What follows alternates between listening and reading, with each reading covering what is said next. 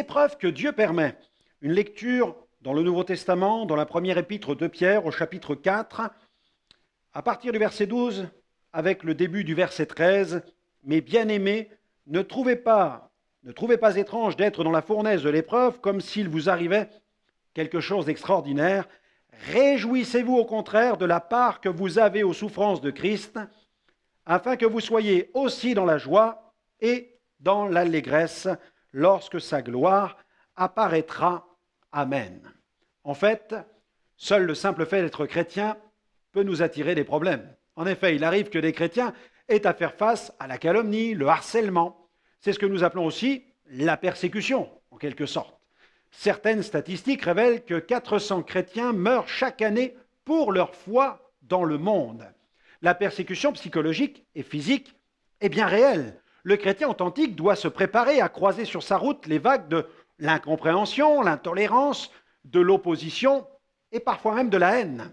L'enfant de Dieu doit-il se décourager pour autant? Non, au contraire. Dieu peut changer le mal en bien, la malédiction en bénédiction. Le texte de Pierre nous affirme que les outrages pour le nom de Jésus sont un sujet de gloire pour l'enfant de Dieu. Par contre, si le chrétien souffre à cause de sa mauvaise conduite au sein de la société, il devra faire face aux critiques des hommes, à leurs juges et même à leurs lois. L'apôtre Pierre avertit que le jugement va commencer par la maison de Dieu. Le chrétien doit identifier sa vie à celle de Christ et accepter de payer le prix d'une vie sainte, même s'il doit faire face à la persécution. Dans le chapitre 22 de la Genèse, où il est question du sacrifice d'Isaac, nous trouvons une épreuve test, en quelque sorte, un examen. Dieu a éprouvé la foi d'Abraham en lui demandant de sacrifier ce qu'il avait de plus cher, son fils Isaac. Abraham a montré à l'Éternel qu'il était prêt à une obéissance à toute épreuve. Vous remarquerez aussi que tout s'est bien terminé pour le jeune Isaac. Dieu n'est pas un tyran pour ses enfants. Le Seigneur peut-il nous faire confiance? Sommes-nous prêts à sacrifier tous nos Isaac au Seigneur? Dieu désire que nous lui offrions notre vie entière et cela passe parfois par une épreuve test. Il arrive même que Dieu se serve de l'abondance pour nous éprouver. C'est ce qui est arrivé à Israël lors de la traversée du désert.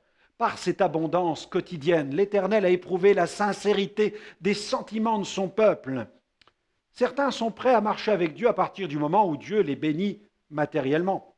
Mais j'ai constaté que ceux qui sont seulement motivés par la bénédiction matérielle déchantent très vite dès que des épreuves se présentent sur leur route. Et puis, nous trouvons l'épreuve de la croissance qui cause tout naturellement des douleurs. Nous les trouvons dans la marche avec le Seigneur. Elles font partie de la marche chrétienne. Elles sont en quelque sorte naturelles. Cela s'appelle aussi payer le prix, porter sa croix, les douleurs de la croissance. Dieu a le droit d'examiner les mobiles qui nous poussent à le servir.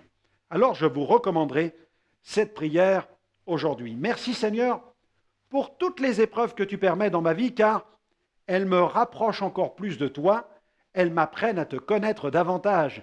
Merci Seigneur de me permettre de les accepter avec la foi et dans ton amour.